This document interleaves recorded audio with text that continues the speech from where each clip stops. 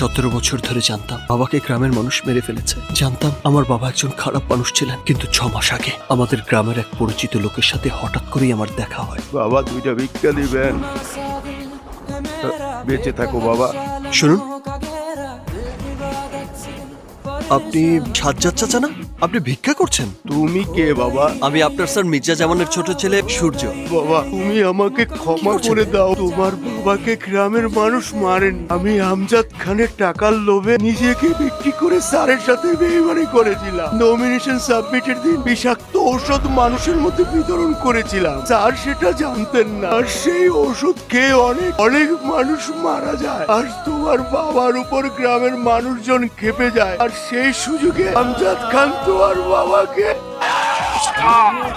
ছুরিটা তুমি মারলা খান? হ্যাঁ, আমি মেরেছি ছুরি। নামের উপায় কি? তুই আমার বিরুদ্ধে রাজনীতিতে নেমেছিস, আমার নমিনেশন ছিনিয়ে নিয়েছিস।